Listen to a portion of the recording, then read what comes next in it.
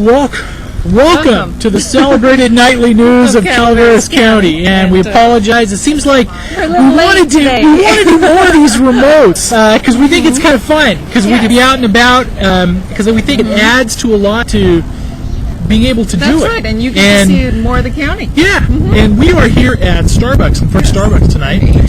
Well, there's only one Starbucks in the county. That's true. That's right, so you know where we are.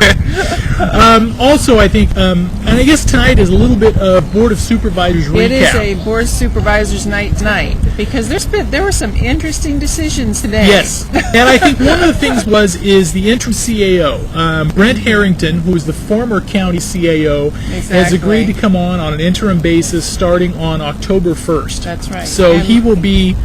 That's right. He's starting October 1st, and yes. Today was Tom Mitchell's last day. Tom Mitchell's last day. So right. this will probably... The footage for today will be classic Board of Supervisors video footage because this will be the last meeting which Tom Mitchell was there presiding. That's right. Right? That's right. And it should be interesting to see Brent Harrington come back.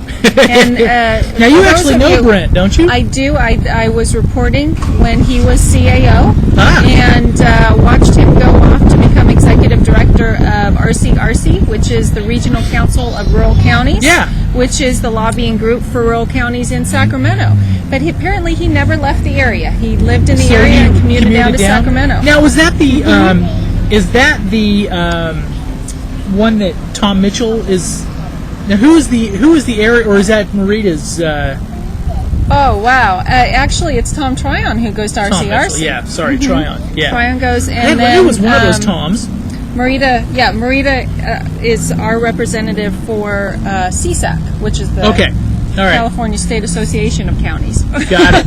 Now, there's all these acronyms. It's one of these things, if you start covering county government, there's all these acronyms that are everywhere. Yeah. So he's coming in to fill in until they find October another CAO. 1st, and there's also hiring and the new interim Public Works Director. That's right. And the other interesting thing is they also approved a item on the Board of Supervisors today of a consulting project with Veris Corp. And that is actually Rob Houghton.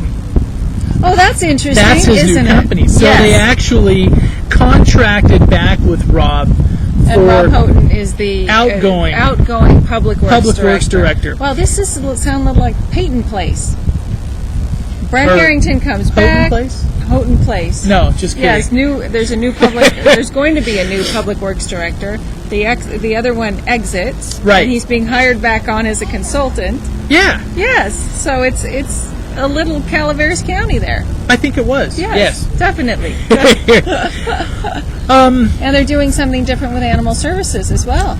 Now, the animal services one, and I think this is another way to where, basically, it's one of those financing mechanisms where you basically move it off the county's books. A third-party company will, in essence, develop the project, bring it up, and work it that way. And I think that, and there's been some discussion to where that's actually a good idea. Somebody came up to me after the meeting this afternoon and said that because with all the stuff with the subprime mortgages and everything else that's been going on lately, is actually doing some of these quote unquote innovative financing a good idea. Yes.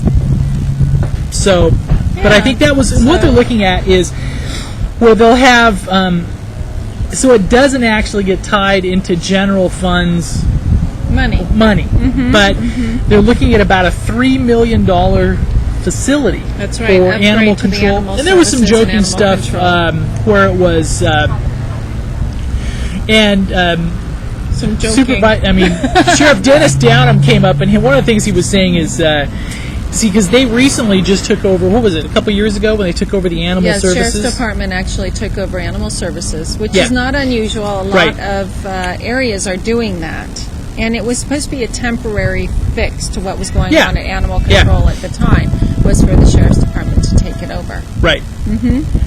And so I think it's, but I think one of the things he's found out that sometimes people will get really excited about animal services. They get very excited. Yes, and one of the things he was saying was about that animal services. one of the things he was saying was that, see, the first time in about 100 years they had some officer-involved shootings in the county, right? That's right. But that's independent from animal services. Right, but what he was getting to was... We don't want you to get the wrong impression. But what he was getting to was they get more comments on animal-related issues than they did on the actual shootings. Of humans, because people care about their pets. And not... Well, I don't think it's... It's kind of interesting how that works, though. And you also get a lot more volunteer help with animal services. Yeah. So it was a good meeting. So this was a way to finance it without actually using general fund money. Right. So, exactly. And so they had some consultants in there on that. And I think it was, I guess a good way to go. Okay. There was also Trinitas was back before the board, to where they had one man who spoke very eloquently in favor of the Trinitas project. Okay. And then there was also some people who spoke eloquently against as well. Okay. But his was an interesting one, to where he comes from Palm Springs. Ah, okay. And where they have in an area that is similar to western Calaveras County, they have over 100 golf courses. Why am I not surprised? Over 100. Palm Springs. And his, and this I think is one of the subject of much debate, but one of the things that they were talking about was that, because they're looking at impact on aquifer. Yes. And this is the thing we're looking at, is how much are we draining our underground aquifer with projects like Trinitas and everything else. There's a aquifer under Comanche for people that don't know which aquifer we're talking about, and it's so large that they have not really been able to measure it. Wow. So they don't really know how much water is contained in that aquifer, and they don't know how much water is being drained out of it either. But a lot of the water actually flows down to San Joaquin County. Okay. San Joaquin County.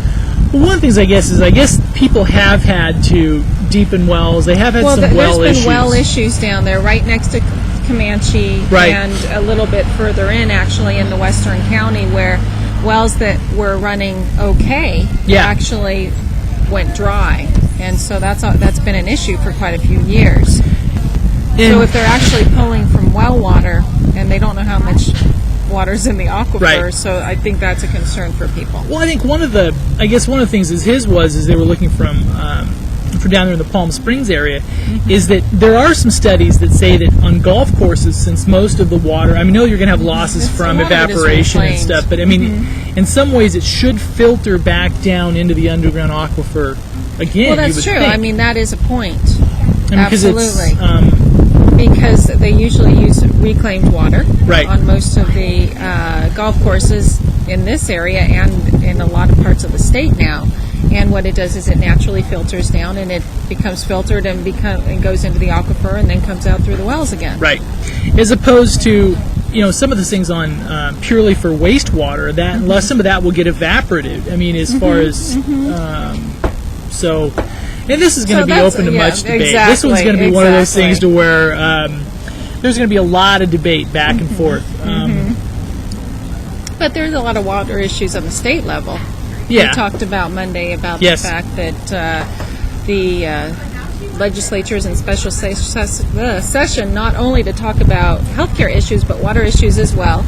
A judge just determined, because of a little critter in the Delta, that we can't pull as much water out of the Delta as we were pulling out for farm use and for people use, as I say, people use. Yeah.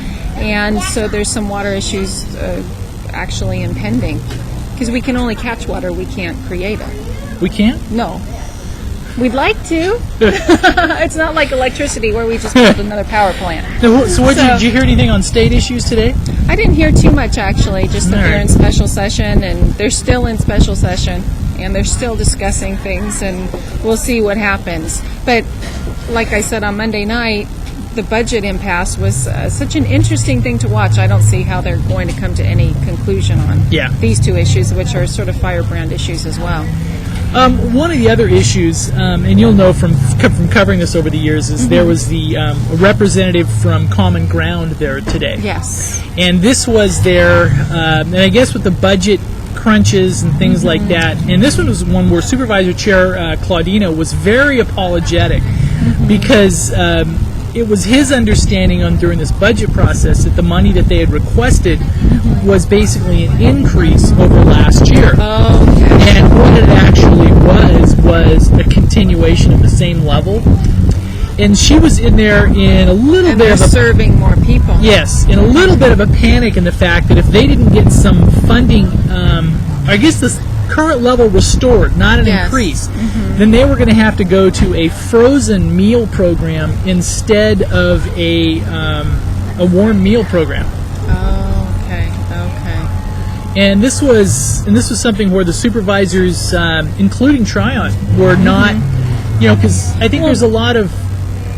Yeah, well, go ahead. People, I mean, these services, they help a lot of people. Yes. And the cost to provide them goes up every year, like it does in any sort of service industry. Yeah. And this isn't an industry, but it's a service to the elderly people and people who can't get out of their houses. So it's kind of a hot meal and some company.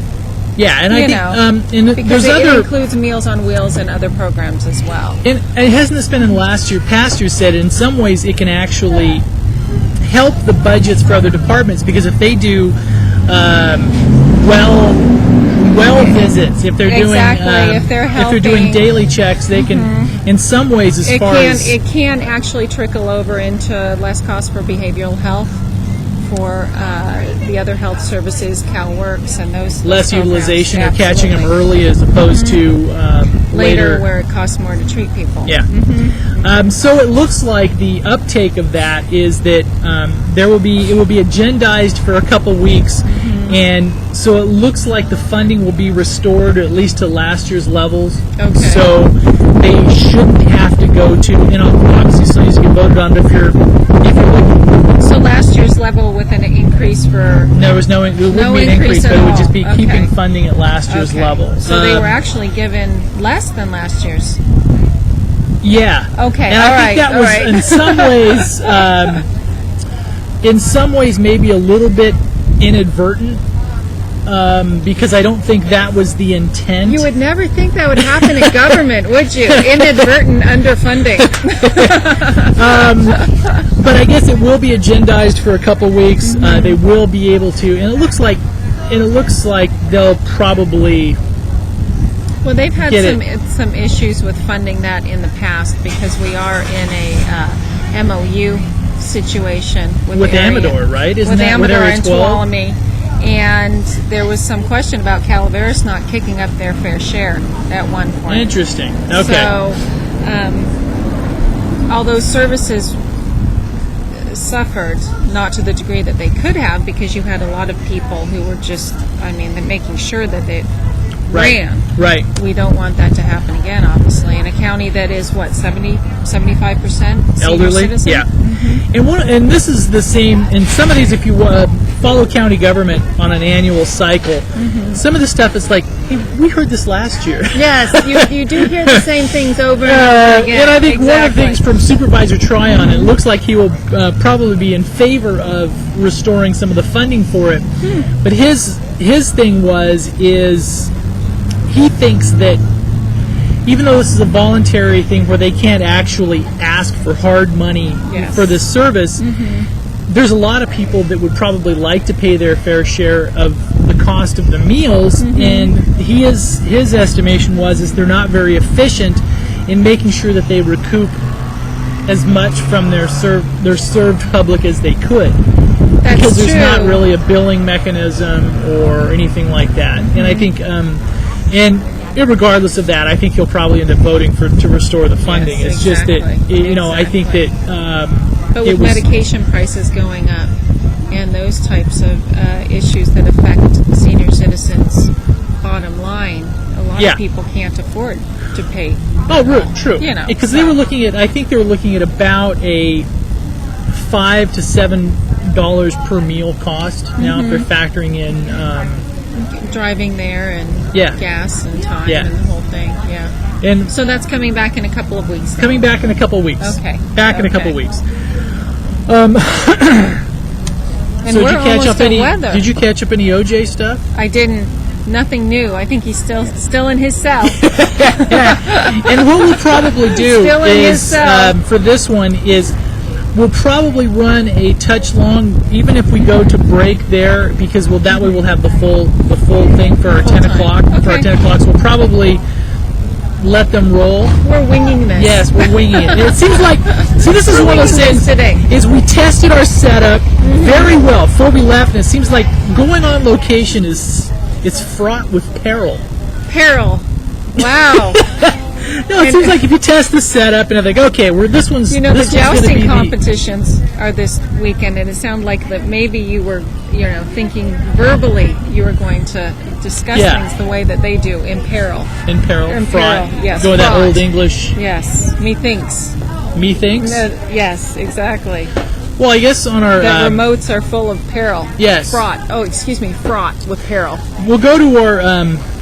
We'll go to a little bit of the weather. This weather, there is a cooling trend coming in. There is we'll probably drop probably 15, 20 degrees going over this next... And today's probably going to be the last warm day, and it's going to be chance of showers. And and last we heard is there's also going to be a chance of snow above 8,000 feet, so this may be the first little sprinkling of... Little dusting. Of white stuff. White stuff. So early. I know. But the acorns are falling and the squirrels are gathering them up.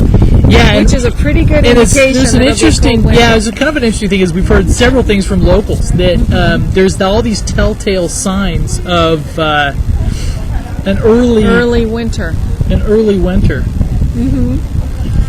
So have you been storing acorns? I have not, actually. I've been moving things out, actually. I haven't been pack ratting One big thing on the national news scene, and this is one of those things that's crime-related, some of you may not have heard, but it looks like on the Phil Spector trial in L.A., it looks like it's a hung jury.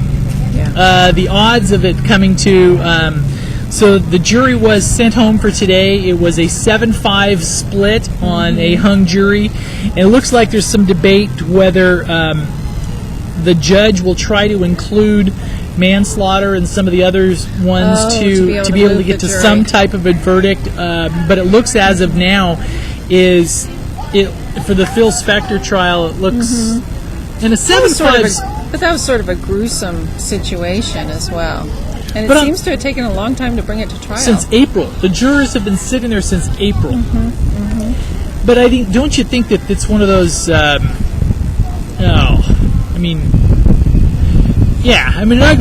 Spectre, it's one of those ongoing things, but on the surface of it looks like if it's a 7-5 split, the odds of them getting to the agreement, that's a lot of ground to make up. That is. And that's a lot of ground to make up. So we'll see. Yeah. We'll see. Did you catch anything national or anything? I didn't catch anything today. Well, you're like this... Except the legislative session is still in session. That's all I caught today. I'm just sitting here today. Yeah, well, thank you very much for stopping by. We really do. And we'll be back tomorrow night. That's right. And if you want to see the weather, just hop online. Hop online, click the weather. We'll have all broken down. We know there is a cooling trend coming in. That's right. And we thank you and have a good night.